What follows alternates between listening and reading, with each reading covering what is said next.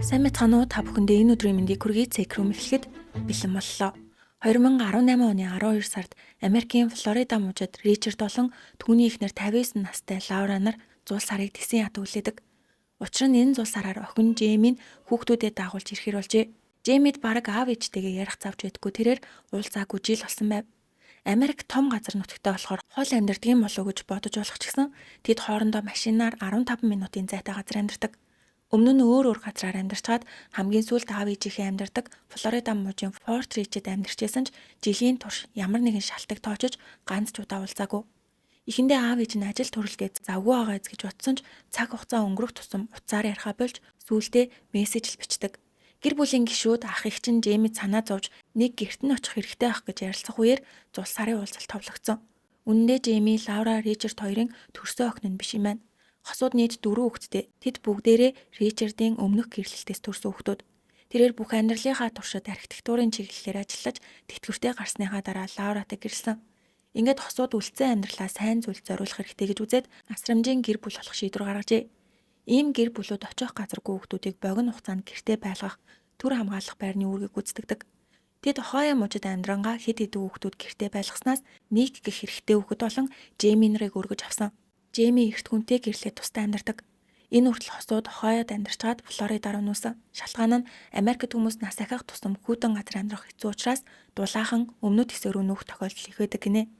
Энэ үед нэг ч бас аав ээжтэйгээ хамт Флорида руу нүүж ирсэн бол удалгүй охин Джеймийн нөхөр 2 хүүхдээ аваад араас нь нүүдэг. Аав ээж нь охиноо ойрхон амьдарчаад баярладагч тухтай уулзаж амжихгүй байхаас гадна холбоо ирж болохгүй. Ингээд гэрт нь очиж хаалгыг нь тогшоход түгжээтэйсэн тул гэртээ буцаж очоод охин руугаа зүгээр үү? Яагаад холбоо ярихгүй байгаа юм бэ гэхэд бид хүмүүсээс цухтаад явж байна. Хүнээс мөнгө зээлээд буцааж өгч чадаагүй.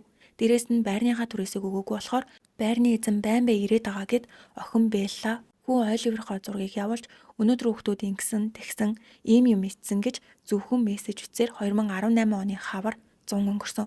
Асуудал нь энэ хугацаанд Джейми ганц ч удаа утсаар яриагүй байнга мессежээр харилцдаг. Хэрвээ залах юм бол уцаа салгаад ээжээ утас эвдэрсэн болохоор ярьж болохгүй байна. Бид сайн байгаа. Битээ санаа зов гэдэг. Хэдий ярихгүй байгаач хосуудад хүүхдүүдийн зураг бичлэг байнга ирж байгаа учраас сайн байгаа гэж утсан. Ийм байдалтай бараг 10 сар өнгөрч 2018 оны 12 сард хосын утсанд энэ зул сарын баяраар хэдэн 7 хоног Флоридад байна. Тэр үед уулзъя гэсэн мессеж авсан. Хосууд ч баярлаж газар азтаад зээнартаа ямар бэлэг бэлтгэхээ хүртэл ярилцдаг. Мөн 12 сарын 13-нд Ричардын төрсөн өдрөөр Джейми ирнэ гэсэн болохоор тэдэнд хамгийн том бэлэг шиг санагдсан. Гэтэл 12 сарын 16-нд тэдний хөрш санамсаргүй цонхоор харжгаад өмнө нь ганц ч удаа харж байгаагүй эрэхтэй Ричардын хашаанд хүрзээр газар ухжив. Хөрш Ричард охин маань ирнэ гэж яриад байсан хүргэнэн юм бах та гэж боджээ. Энд ихэвчлэн настай хүмүүс амьдардаг учраас бүгд ойрхон нэг нэмэгддэг. Эрэгтэй хашаанд нэлээд том нүх ухах бөгөөд хажууд нь хүүхдүүд гүйлдэж тоглоно. Хэд хоногийн дараа 12 сарын 21-нд Ричардын эмэгтэй дүү нэг мессеж авсан. Мессеж бичсэн үнэн нь Ричардын эхнэр Лаура. Бид сайн байгаа. Утас эвдрээд ярьж болохгүй байна. Бид одоо Техаст Джейми, хүргэн Шэлби тэдний хүүхдүүдтэй хамт байна гэж үчээд 12 сарын 29-нд Джеймигийн гэр бүлд асуудал гараад зохицуулах хэрэгтэй болчлоо. Зул сарын мэд гэсэн байв. Ричардын дүүд сонь санагдаж бэр их чинь хизээ юм илдэг байлаа гэж утсан бол Ричардын том хүү Ричард Жуниор аавынхаа төрсөн өдрөөр утсаар ирснээс хойш ярьж болохгүй мессеж үчээдээс нь гайхсан тэрээр эцэст нь хамаатнууд руугаа ярьж үзэхэд бүгд хачин байсан талаар нэлдэг бөгөөд 12 сарын 14-нөөс хойш Ричард болон түүний гэр бүлтэй ярьсан ганц ч хүн байсангүй. 2019 оны 1 сарын 1-нд Ричардын том хүү Жуниор нүдэ нээвүү үгүй 911 руу залгаж аав ээжигээ зүгээр байгаа эсгийг шалгаж өгөхийг хүссэн. Өөрөө нэлээд хол амьдард юм байна. Цагдаа нар хосын амьдардаг Флорида мужийн Tarpon Springs руу явдаг. Ихэвчлэн ганцаараа амьдардаг настай хүмүүсийг хүүхдүүд нь ингэж шалгуулдаг болохоор цагдаа Роберт нэг сүртэй зүйл биш гэж бодоод гэрийн гадаа очиж зогсоход хамгийн түрүүнд нүдэнд нь туссан зүйл бол булш шиг ухсан нүх. Энэ нүх яг гаражны үүдэнд байхаас гадна хажууд нь хүрз газар ухдаг хэрэгслүүдэв. Мөн хүн нас барсны дараа гардаг ялцралтаас үүдэлтэй өвөрмөц үнэр хангалдаг. Ингээд Роберт хүн амны эрг байна гэж дүгнээд нэмэлт өч дуудаж гэрлүү орлохгүй хүлээх орондоо байшингийн эргэн тойрныг шалгаж цонхоор харахад нэг талд ялаа битүүр шавсан байв. Удалгүй нэмэлт хүч ирж хаалгыг тогшоход ямар ч хариу байхгүй цоочтой байсан. Гаражны хаалга руу очиход нээлттэйдэг. Гаражаар дамжиж гэрлүү ороход дотор эмх замраагүй шалаар нэг хоолны үлдэгдлүүд хөгзөрч хүүхдийн жив гуудан тийж овоолжээ. Мөн буудангийн баруун хэсэг тэр чигтээ цуснд норж хатаад улаан өрөн болсон байхаас гадна байршил нь хонглын үдийг хааж тавьсан бөгөөд хан тааз руу цагаан өнгийн будаг шүршжээ. Цагдаа нар коридороор явж өрөөнүүд рүү ойртох тусам бүр хурц үнэртэж шалан дээр гიშгэхээр паркетныхын завсраар шингийн юм гарч ирдэг. Болгоомжтой хаалгыг онгойлгоход бирзэн дээр хутсан 25 настай нэг нас орсон байдалтай байв. Өрөө нь аимшигтай болж дотроос нь цогцны ялзарсан үнэр болон химийн бодисны үнэр хойлтож үнэртдэг. Хэрэгтэн ялзарсан үнэр үнэртүүлэхгүй тулд олон янзын химийн бодис ариутгагч хэрглэж хаа сайгүй цацсан байв. Цагдаа нар цаашаа явж зочны өрөөний хаалгыг нээхэд яг урд нь Ричардын цогц шалан дээр зэхивцэн байдалтай толгойн нилээн гэмт зарагддаг. Өрөөнд дотор бас л цагаан өнгийн будаг оруулаа шийдсэн юм шиг замбраагүй болжээ. Угаалгаа өрөөнөөс Лаурагийн цогц хамгийн сүүлд тэдний тийжээдэг 3 нохой нас орсон байдалтай болсон. Залан шинжилгээний дүгнэлтээр гэр бүлийн 3 гишүүн гуруула толгойдоо маш хүчтэй гэмтэл авсны улмаас жишээ нь алх, гав гих мэт зүйлээр цохиулснаас болж нас орсон гэж дүгнэдэг. Ричард 12 удаа, Лаура 5, хүн нэг нь 3 удаа цохиулжээ. Тэд бүгдээрээ 2-7 өдрийн өмнө нас орсон юм шиг харагдсан. Ричардын хөрш цонхоор хин нэгэн нүх ухтгааг харсан хугацаатай яг давхцдаг. Хөршийн элзнэр эрэхтэй 20 орчим насны 160 см өндөртэй эрэхтэй байсан. Хажууд нь 2-3 насны хүүхдүүд тоглож исэн гэж гэрчилсэн. Хэргийн газраас Олс, Скотч, Берзент олцсон бөгөөд Home Depot барилгын дэлгүүрээс 12 сарын 18-нд авсан баримт нь хүртэл гарч ирсэн. Хохирогчдын нас орсон өдөр гэж хамгаалж байгаа. Хамгийн амир нь гэрээс Доминогийн пицца захиалж идсэн хайрцаг, Макдоналдсын баримт, тоглоомын газрын баримт, мөн энержи дринкний шилнүүд гарсан. Цагдаа нар магадгүй хүн амь нэр гарсны дараа хин нэгэн энэ гэрт хэдэн өдөр амьдарсан бахаа гэж хамгаалдаг. Ингээд гэрээс алга болсон зүйл байгаа эсэг шалгахад Ричард Лаура хоёрын үнэмлэх пассворт гээд хэд хэдэн хувийн зүйлс нь харагдаагүй бөгөөд Ричард зоос цуглуулах хоббитэй юм байна. Тэр цуглуулга Ричардын нэрээр бүртгэлтэй буу мөн Лаурагийн 2013 оны улаан өнгийн Kia SUV машин алга болжээ. Цагдаа нар машиныг хайх орондоо гэр бүлийнхнээс мэдүүлэг авахд бүгд цус тараар Жэми ирнэ гэж ярьсан нь сүүлийнх байсан гэдэг. Цагдаа нар Жэми болон түүний нөхөр Шэлбитэй холбогдох гэж оролцсон ч чадалгүй. Тэднийг ч бас хайхааруулж Home Depot-ын баримтны он сар өдөр цагийг тааруулж дэлгүүрийн камерыг шалгахад 20 орчим насны 160 см өндөртэй цагаан арьстай залуу буюу Жэмигийн нөхөр Шэлби Нил Берзент Скотч олс авсан байхаас гадна дэлгүүрийн тэрхэн дээр 2 хүүхдээ суулгаж юу ч холоогүй юм шиг ядаг. Цагдаа нар Шэлбиг хайтал Ohio'д амьдардаг гэж гарч ирсэн. Уг нь гэр бүлэрээ жилийн өмнө Флоридаа руу нүүсэн мөртлөө яагаад дахиад Ohio руу явсан юм бол? Ямартай ч мөрдөн байцаах баг Ohio'гийн цагдаагийн газарт хамтран ажиллах санал тавьж онгоцоор дөнгөж ирвүү үгүй юу Шэлбиг баривчилсан гэсэн мэдээлэл авдаг. Хохирогчдыг олсноос 2 хоногийн дараа Шэлбиг баривчилжээ. Ингээд 1 сарын 3-нд Шэлби хадам ээж Лаурагийнхаа машиныг унаж Ohio мужийн Левуд байх байшинд хүүхдүүдтэйгээ нуугдчихад баригдсан ч ээж Жэмин байгаагүй. Цагдаа нар Шэлбигийн амьдардаг бүртгэлтэй байшин руу нь очиж нэгчгэд Ричардын гэрээс алга болсон үнэмлэх, пассворт, зоосны цуглуулга, буу бас фитнес тэргэлдэг бүсгээд бүгд тэнд байсан. Яагаад хүний бүсийг хүртэл хулгайлсан юм бол? Цагдаа нар Шэлбиг Флорида руу авчирч байцаахад хийсэн эргээ юу ч болоогүй юм шиг айж ичгүй бид тэднийг алах шиг зүйлээр цохиж алсан гэдэг. Мөрдөгч ярьсан зүйлийг нь баттгаад асуухаар юу ч болоогүй юм шиг толгоогоо тохингоо цус хаасайг байгаа зүтэйгээд гараараа зааж би чөтгөр шиг санагдаж байна уу? Би өөрийгөө хорон санаатан гэдгийг мэднэ. Гэхдээ ийм зүйл их болсон маань бүгд шалтгаантай гэдэг. Мөрдөгч энэ залууг төвчгэд хэцүү байсан ч төвчээртэй хандаж хүүхдүүдийн ээж Жэмигийн талаар асуухад Флоридагийн байшингийн арын хашаанд байгаа гэдэг. Ингээд Жэми Шэлби хоёрын амьдардаг байсан байшингийн арын хашааг шалгахад ойролцоогоор 90 см-ийн гүнээс Жэмигийн цогц олцсон ба гавлынх нь ясанд мохоо зүйлээр цогсноос болж 2 том нүх гарсан байв. Тэдний амьдарч исэн энэ байшин түрээсийнх. Гэтэл гинэт цагдаа нар ирээд газрыг нь ухаж цогцолсон. Байшингийн эзэн цагдаа нарыг харсан даруйда надад нэг л эвгүй байсан. Тэд байнга түрээсээ хойшлуулж өгөхгүй байсан болохоор нэг өдөр өөрөө эртэл гэр тэр чигтээ замраагүй байсан бөгөөд хаа сайгүй будгаар шүрссэн байсан гэдэг. Энэ талаар Шэлби хэрвээ хэргийн газрыг замраагүй болгоод зарим нотлох баримтнууд алга болно гэж утсан гэдэг. Цагдаа нар Жэмигийн цогцыг олсны дараа Шэлби би хэсэг хугацаанд галзуураад Жэмиг алдсан. Гэхдээ тэр хутга бариад охин руу маань дайраад хахад би яаж төвчих юм бэ?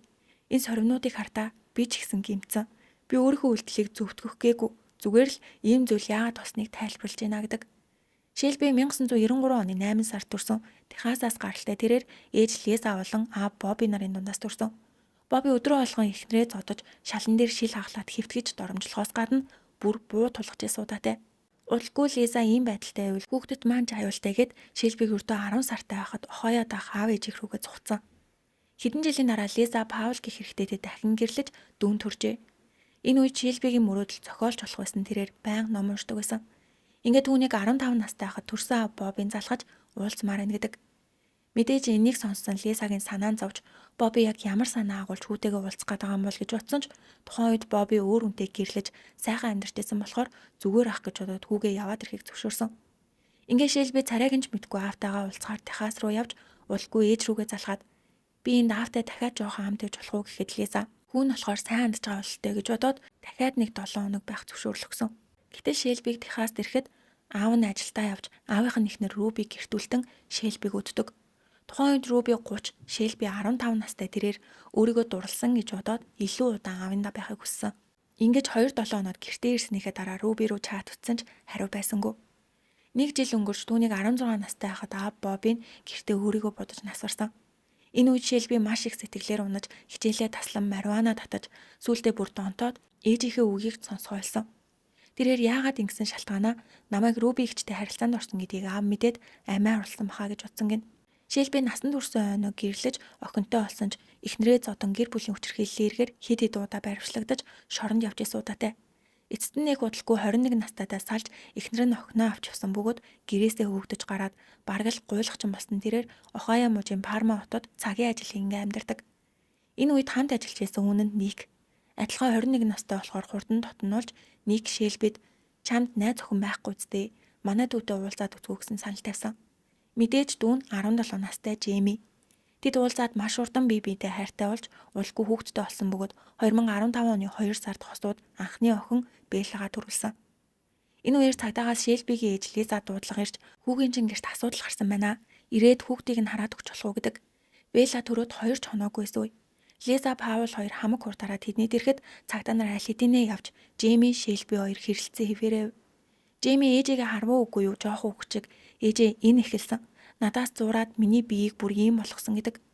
Гэр орон нь авах юмгүй бохир заваан байсан тул Лиза охиныг нь аваад гэрлүүгээ явжээ. Ийм амир хэрэлдэг мөртлөө салахгүй хамт байсаар 2016 онд цагдаагийн газар тэдний нэрээр баахан дуудлага ирж бүр таньдаг болсон.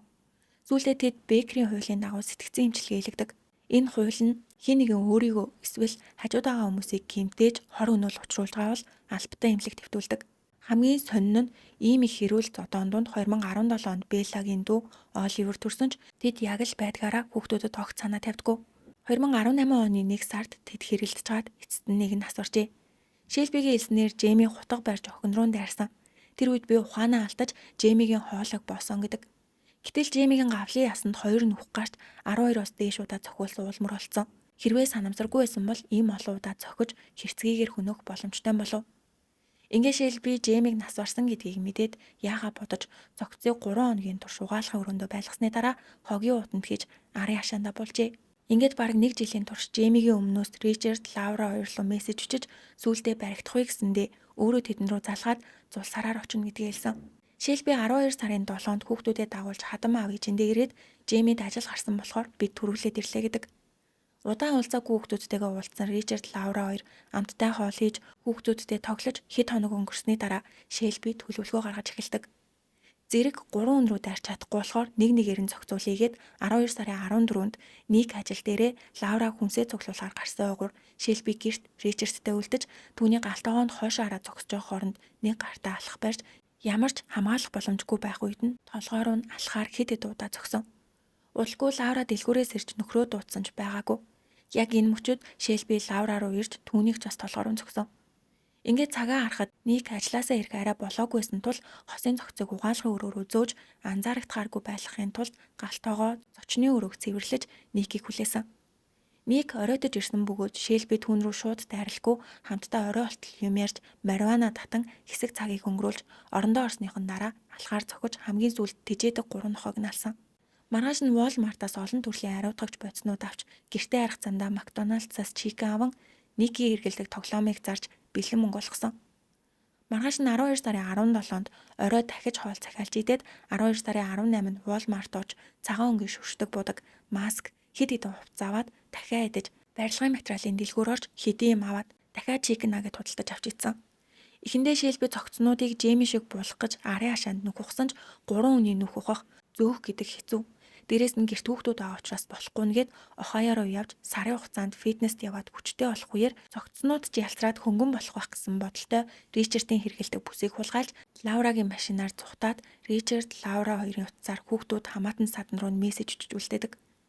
Хэрэг хийж явах үедээ Шэлби Самар гэх эмэгтэйтэй харилцдаг байсан ч нэг өдөр бүтэн өдрийн турш холбоо барихгүй алга болжээ. Самар гайхаад юу болсон талаар нь асуухад санаа зовох хэрэггүй. Ойрны жоохон завгүй байгаа. Утгагүй уулзгаар Ohio руу очино гэд өөрийгөө мөнгөтэй гэж гайхуулахын тулд гэртээс нь $6,000 үеэл маань хулгайлчичгээд Ричардын зоосны цуглуулга гэртээс нь мөнгөний сейфний зургийг авалдаг бөгөөд ааваас $25,000 авахар болсон. Тэр мөнгөөр хоёулаа тусдаа гарч сайхан амьдрийгээд гэртээсэн үнэт зүйлсүүдийн зургийг дарж явуулсан. Ингээд 12 сарын 20-нд Шэлби фэйсбүүк дээр хэргийн газар цуснд буудагдсан байсан буудангийн нөгөө талд цусаа охиныхоо зургийг дарж оруулаад надад хүүхдүүд маань байхад л хангалттай гэж бичжээ. Тэгээд Лаурагийн машиныг харьцдаг эмэгтэйдээ гайхуулж дараа нь ээж рүүгээ залгаад энэ машиныг найз маань зул сарын бэлэг болгож өгсөн гэдэг. 2019 онд Шэлбиг баривчлагдсны дараа цар тахлын үеэс учраас шүүх хурал хойшилж энэ оронд Шэлби ном бичсэн. Гарчиг нь бүгд дууссан. Замраагүй байдлын эхлэл. Нэрнээс эхлээд агуулга нь хүртэл ямар ч ойлгомжгүй уран зөгнөлт хин нэгэн дэлхийг аврахаар оролцож байгаа талаар гардаг гинэ. 5-аас 2.1 үнэлгээтэй сэтгэгдлүүд нь ийм ном авч цаг хугацаа мөнгөө битгий үрээрэй гэсэн байдаг. Шүүх хурал хэрэг гарснаас 5 жилийн дараа 2023 оны 12 сард болж Жейминий аллагыг санамсаргүй алга байсан гэж үзсэн бол Ричард, Лаура, Ники иргэдээр 1-р зэргийн хүн амны эрг нэмээд 3 нохойг хөнөөс эргээр буруутгасан. Прокурор цаазаар авах ял өгөхийг хүсдэг. Танхны шүүгчээс танал нийлэхгүй байсан ч хамаагүй олонхон зөвшөөрсөн тохиолдолд цаазаар авах ял онох боломжтой юм байна. Харин өмгөөллийн баг ялыг хөнгөрүүлэхийг хүсэж Шэлби баг байхдаа аавынхаа хүчирхийлэлд эхнэрийнх нь бэлгийн мүлжлөгт өртдөг байснаас болоод сэтгэл готролд орсон. Энийг харгалзаж үзээд цаазаар авах ялаас түтгэлзүүлж өгнө гэдэг. 2025 оны 7 сарын 25-нд шүүх 2 цаг уралцсны эцэст 12 танхрагтны шүүгчдээс 11 нь цаазаар авах ялыг сонгосон. Одоо аав ээж эмээ өвөг болсон хүүхдүүд өөр айлын тусламжтай сайн өсөж хүмүүжж байгаа маань. Ямар ч тач өнөөдрийн бичлэг маань энэ үрээд дууслаа, суугтаа лайк болон subscribe дарахаа бити мартаарай. Дараагийн бичлэгээрээ уулзтлаа. Түр баяртай.